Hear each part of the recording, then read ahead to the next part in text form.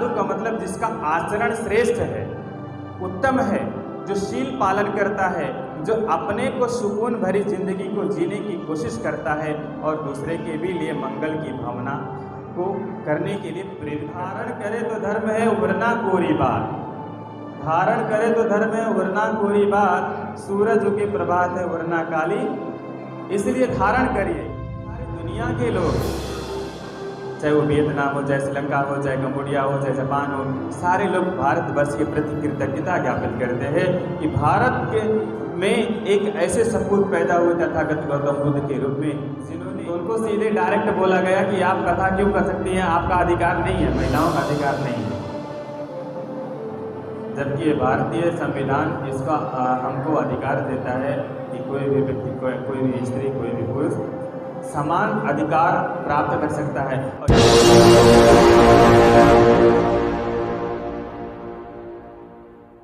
तो caste system था उस समय भी, बट आज उस जिस तरीके से आज एक जाति को इतना रिजिड कर दिया गया है, इतना स्ट्रिक्ट कर दिया गया है, इतना खतरनाक कर दिया गया है कि आज आज़ादी के 75 वर्ष के बाद भी तमाम तरीके की ऐसी घटनाएं जो हम लोगों के सामने आती है, जिससे हम लोगों को जब समाचार पढ़ते हैं तो व्यक्ति उसको सुन करके, पढ़ करके, समझ करके वो शर्मसार हो जाता है। भारत देश में एक बहुत बड़ी विडंबना है जिसे जाति कहा जाता है। ये जाति जहर से भी ज़्यादा खतरनाक है। जहर खा के आदमी एक दिन में खा के मर जाएगा, लेकिन ये जो जाति का जो जहर है वो पल पल व्यक्ति को मारता है। यहाँ पर चाहे वो ओबीसी हो, चाहे वो एससी हो, चाहे एसटी हो, चूँकि इनको राइट देने के लिए डॉक्टर बाबा साहब अम्बेडकर ने जो कॉन्स्टिट्यूशन में जो प्रोविज़न किया, ताकि इनको इस तरीके से सारी फैसिलिटीज़ मिले, सारी सुविधा मिले। अगर आप भी मंच पे खड़ी होकर बोल रही हैं तो शायद आप कॉन्स्टिट्यूशन को पढ़ लीजिएगा। कुछ दिन पहले की घटना आई थी कि वो जो साध्वी जी थी आपके, हालांकि ये समय नहीं है, थोड़ा सा मैं उसमें प्रीफेस कर रहा हूँ, आपके तेली कम्युनिटी होती है और वो साध्वी जी गायत्री पीठ से जुड़ी हुई है और कथावाचिका हैं, कथा कर रही थी रायपुर छत्तीसगढ़ में। तो उनको सीधे डायरेक्ट बोला गया कि आप कथा क्यों कर सकती हैं, आपका अधिकार नहीं है, महिलाओं का अधिकार नहीं है।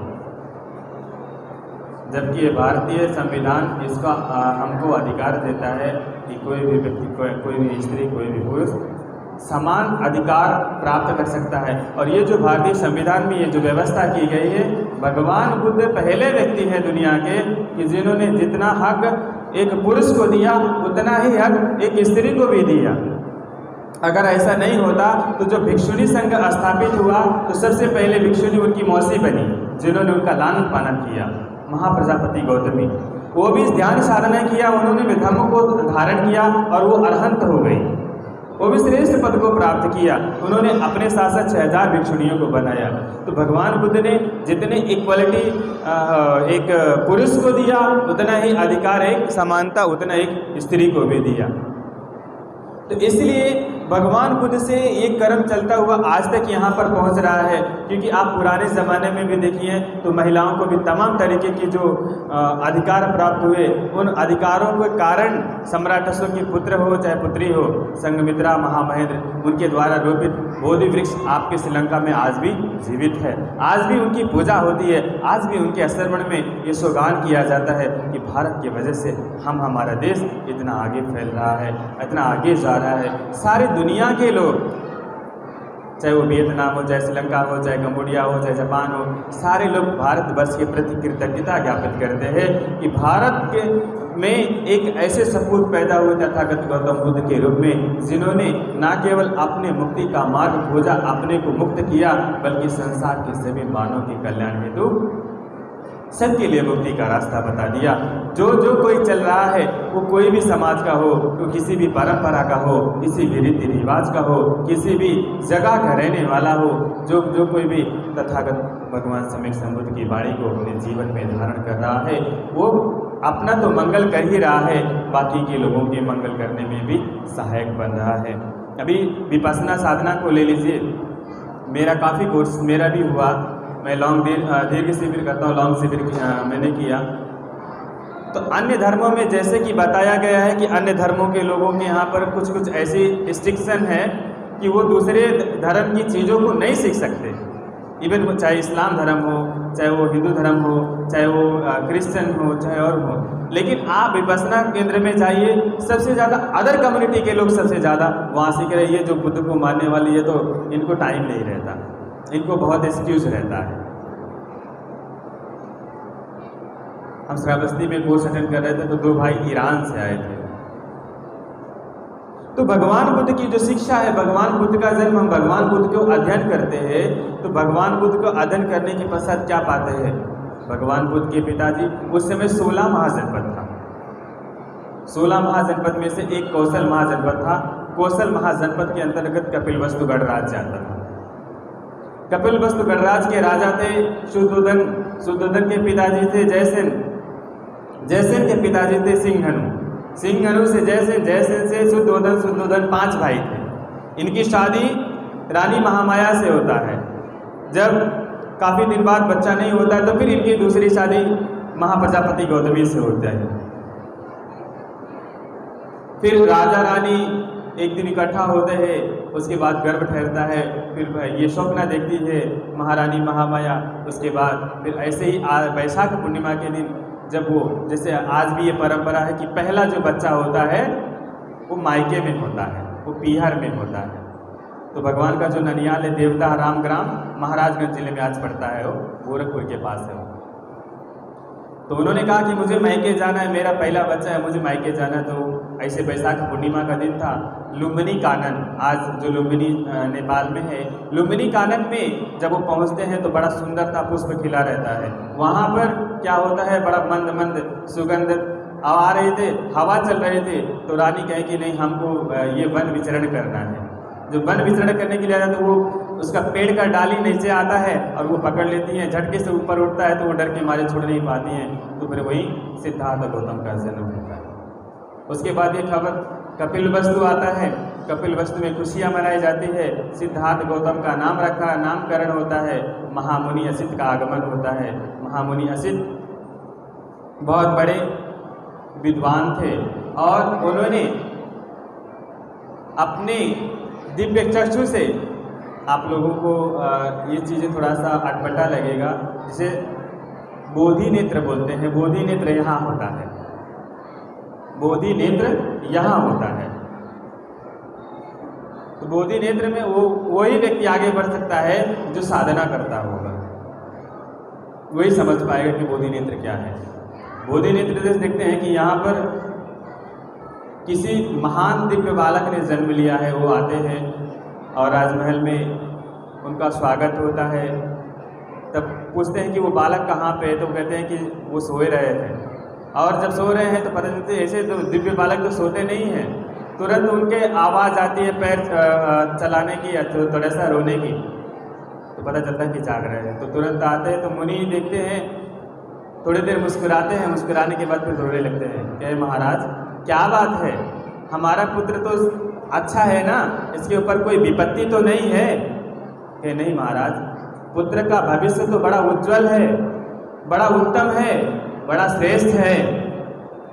मैं बालक के लिए नहीं, मैं अपने लिए रो रहा हूँ महाराज। ये आगे चल कर के सम्यक समृद्ध बनेंगे और ये धर्म का ऐसा चक्र चलाएंगे, ऐसा उपदेश देंगे कि जैसा उपदेश देने वाला संसार में कोई नहीं होगा, और तब तक मैं मर जाऊंगा महाराज, इसलिए मैं रो रहा हूँ। तो उनको रोकने के लिए हर प्रयास करते हैं राजा। 3 प्रकार के महल बनवाते हैं। शादी हो जाती है, राजा दंडपाण की बेटी यशोधरा से शादी होती है। पुत्र राहुल होते हैं। राहु मतलब जिसको कहते हैं राहु केतु, अभी यहाँ जनरल में बोलते हैं राहु केतु। तो राहु केतु होता है कि मतलब रोकने वाला। 29 वर्ष की अवस्था में वो गृह त्याग करते हैं। यहाँ पर पता नहीं घोड़े की पूजा होती है कि नहीं होती है, लेकिन हमारे पूर्वांचल में घोड़े की पूजा होती है। वहाँ पर क्या होता है कि जहाँ पर आज उस संतकबीर नगर जिले में उसको कोपिया बोला जाता है, वो अनुपिया नाम उसका जाना जाता था। तो जब वो पार करते हैं तो वो जो घोड़ा था, घोड़ा कंथक, जब उनको इतना प्यार करते थे कि वो भी जब उनको छोड़ करके जाते हैं, राजसी वस्त्र त्यागते हैं, तो वो इनका इतना प्यार करता है कि वही हिनहिनाता है और गिर के वहीं खत्म हो जाता है, वो वापस नहीं जाता। तो उसकी याद में वहाँ पर जगह जगह पर अभी भी आप जाओगे पूर्वांचल में तो आपको घोड़े की मूर्ति मिलेगी। गांव में, क्षेत्र में, देहात में लोग पूजा करते हैं।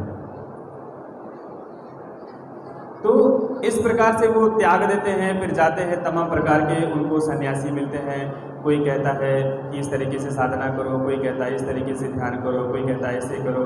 सबसे सीख करके कि पूछते हैं कि और आपके पास कुछ है क्या? इसके आगे कुछ नहीं है। तो अलार कलाम नाम के गुरु थे जिनसे ध्यान की थोड़ी विधि सीखते हैं। जो आपने अभी किया ये साधना की विधि, ध्यान की ये साधना की विधि, वो थोड़ी उनसे सीखते हैं। उसके बाद वो पूछते हैं कि आपके पास और कुछ है क्या? नहीं। इनके साथ जो ये पांचों पंचवर्गीय परिवारजक थे, कोई पानी में खड़ा होकर के ध्यान करता था, तो कोई चावल खा के ध्यान करता था, तो कोई धूप में खड़ा होकर ध्यान करता था, तो कोई कैसे साधना करता था। तो ऐसे साधना करते करते क्या हुआ कि शरीर सूख गया। आप जब लॉन्ग कोर्स में जाएंगे तो कैसे शरीर सूख जाता है वो पता चलेगा। एक दिन में शरीर नहीं सूख गया, वो थोड़ा थोड़ा मात्रा कम होते होते होते होते एक दिन में नहीं कम होता है, थोड़ा थोड़ा करके कम होता है, और फिर धीरे धीरे करके वो शरीर सूख जाता है। तो ऐसे शरीर सूख गया और उनके अंदर ताकत नहीं रहेगी कि हम कैसे चले, कैसे उठे, कैसे क्या करें। तो जैसे आज भी ये मान्यता है हर जगह, चाहे वो किसी भी प्रांत की हो, कि महिलाएं पुरुषों से ज़्यादा महिलाएं आज भी किसी पीपल के नीचे, किसी बरगद के नीचे ये मान्यता मान रखती है कि ये पेड़ की देवता, ये पेड़ की देवी, हमारी ये मान्यता पूरी हो जाए, हमारी वो मान्यता पूरी हो जाए, हम ये आपको चढ़ाएंगे, हम वो आपको चढ़ाएंगे। ऐसे ही बोधगया में जो बकरौर गांव है, सेनानी नाम के जो एक ग्रामीण थे, ग्रामिक उनको बोलते हैं, तो उनकी बिटिया थी सुजाता। तो सुजाता ने उस पेड़ के नीचे ये मान्यता मान रखी थी कि हे पेड़ के देवता, मुझे सुंदर पति और सुंदर पुत्र रत्न की प्राप्ति होगी तो मैं यहाँ पर आकर के खीर दान करूँगी। तो उनकी मान्यता पूरी हो जाती है। और ये जो फाल्गुन पूर्णिमा था, फाल्गुन पूर्णिमा के दिन वो क्या करते हैं, नहीं फाल्गुन नहीं, चैत्र पूर्णिमा के दिन वो क्या करती है, तैयारी करती है। तैयारी करने के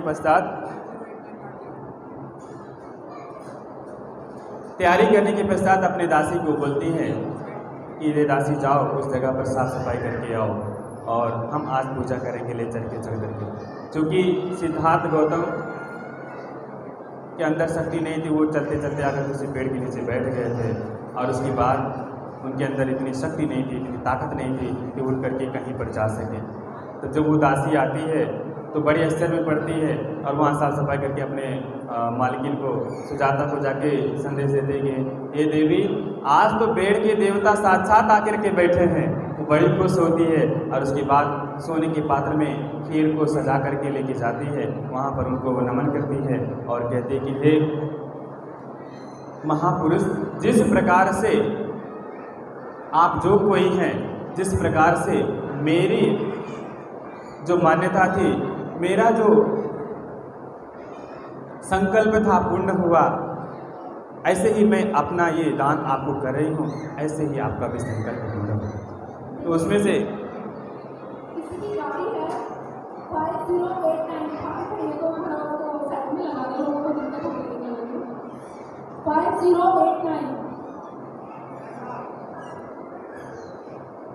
तो उसी प्रकार से आपका भी ये मान्यता, आपका भी ये पूर्ण प्रतिज्ञा पूर्ण हो। तो उसके बाद वो 49 निवाला उसमें से लेते हैं और उसके बाद उनके अंदर ताकत आती है। ताकत आने के पश्चात वो भिक्षा पात्र लेकर के उठते हैं और वहाँ पर फल्गु नदी, निरंजना नदी नाम से जाना जाता है, आज उसे फल्गु के नाम से जाना जाता है। तो वहाँ पर वो उठते हैं और उसके बाद संकल्प करते हैं कि उसकी जो दिशा है वो पूरब से पश्चिम की तरफ बहती है। सारी नदियों की जो दिशाएं हैं पश्चिम से पूरब की तरफ बहती हैं, लेकिन वो उसकी दिशा है पूरब से पश्चिम की दिशा में बहती है। तो उन्होंने संकल्प किया, यदि अगर मुझे बुद्धत्व की प्राप्ति होना होगा तो मैं ये भिक्षा पात्र डाल रहा हूँ और ये धारा के विपरीत दिशा में जाएगा। तो जैसे कभी कभी ये होता नहीं है कि हाँ कोई संकल्प, व्यक्ति सद संकल्प करता है, अच्छा संकल्प करता है, तो प्रकृति भी उसके संकल्प को पूर्ण करने में सहायक बनती है। तो ठीक वही होता है, ठीक वही होता है, वो विपरीत दिशा में जाता है। और ऐसा कहा जाता है कि एक नाग राजा थे, नाग राजा के राजमहल के सामने जाकर के वो डूब जाता है। और वो तथागत सिद्धार्थ गौतम, अभी तथागत बुद्ध नहीं है, सिद्धार्थ गौतम है। ये समझना चाहिए, ये पढ़ना पड़ता है, ये समझना पड़ता है। वो सिद्धार्थ गौतम है, सिद्धार्थ गौतम ने खीर खाया है। सिद्धार्थ गौतम फिर उठते हैं, आकर के बोधगया में बोधि वृक्ष के नीचे, जो आज महाबोधि वृक्ष के नाम से जाना जाता है, महाबोधि के नाम से जाना जाता है, वहाँ पर ध्यान लगाते हैं, वज्रासन, कठोर प्रतिज्ञा करते हैं, उसको वज्रासन बोला जाता है कि जब तक मुझे बुद्धत्व की प्राप्ति नहीं होगी, चाहे मेरा शरीर सूख जाए, चाहे टूट जाए, चाहे कुछ भी हो जाए, तब तक मैं नहीं उठूँगा। और लगातार ध्यान करना शुरू करते हैं और उनका यह संकल्प पूरा होता है। पहले आयाम में पूर्व जन्मों का ज्ञान होता है। जब हम और दीर्घ शिविर करेंगे तो उसमें 30 दिन में पता चलता है, उसका डिस्कोर्स ही अलग होता है। 30 दिन, 45 दिन, ये कोई कोरी कल्पना नहीं है, क्योंकि साधक लोग यहाँ पर कम हैं। जो साधना करेंगे वही समझ पाएंगे इन बातों को। तो पहले आयाम में पूर्व जन्मों को जानते हैं, फिर दूसरे आयाम में अन्य चीज़ों को जानते हैं, फिर ऐसे करके पहले, दूसरे, तीसरे, चौथे आयाम में पूर्ण रूप से सम्यक संबोधि की प्राप्त होती है। और उसके बाद मार्ग इनसे क्वेश्चन करता है कि आपका गुरु कौन है? उन्होंने कहा मेरा गुरु कोई नहीं। तो आप बुद्ध हैं? उन्होंने कहा मैं बुद्ध हूँ। इसके साक्षी कौन है? तो गए, इसकी साक्षी धरती। धरती पर इसलिए, तो इसलिए उन्होंने धरती पर हाथ लगाया और आप लोगों ने देखा कि ये वही मुद्रा है, ये जो स्टैचू आपके सामने लगी हुई है। तो धरती पर हाथ लगाते हैं कि हम इसकी साक्षी धरती है। इस प्रकार से तथागत सम्यक संबुद्ध बन करके सारनाथ में आते हैं और सारनाथ में पंचवर्गीय परिवारकों को पहला धर्म का उपदेश देते हैं आषाढ़ी पूर्णिमा के दिन। और उसके प्रकार जो शील समाधि प्रज्ञा का बात बताते हैं, वहाँ पर हमेशा जागरूकता की बात कही गई है। साधु, आप लोग को बार बार साधु साधु बोल रहे हैं। साधु मतलब क्या? साधु मतलब साधक, साधु मतलब साधने वाला। कौन साधना है? किसको साधना है? दूसरे को नहीं साधना है, आपको अपने आप को साधना है।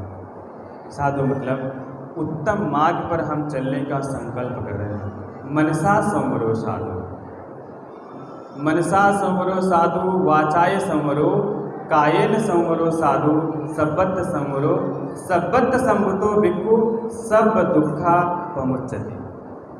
साधु कौन होता है? साधु वही नहीं होता है कि जिसने अपने परिवार को त्याग दिया, दाढ़ी रखा लिया, इसे बाल रखा लिए, साधु वही नहीं। साधु का मतलब जिसका आचरण श्रेष्ठ है, उत्तम है, जो शील पालन करता है, जो अपने को सुकून भरी जिंदगी को जीने की कोशिश करता है और दूसरे के भी लिए मंगल की भावना को करने के लिए प्रेरित करता है। यहाँ पर इसलिए 10 दिन के साधना में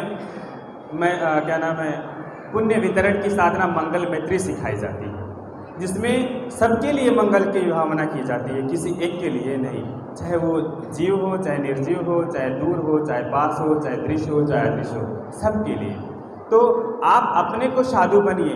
मन का संयम अच्छा है, वाणी का संयम, काया का संयम सर्वश्रेष्ठ है। जब ये तीनों आप संयम कर लेंगे, भगवान बुद्ध की सारी शिक्षाओं को देख लेना, 84,000 उपदेश है, आपको प्रतिपल जागरूक होने की बात करते हैं। आपका वो शील आपको हर उन कुमार्ग पे जाने से बचाता है जिस पे चल करके आप अपने जीवन में दुखों का अंबार लगाते हैं। आप ही जिम्मेदार है।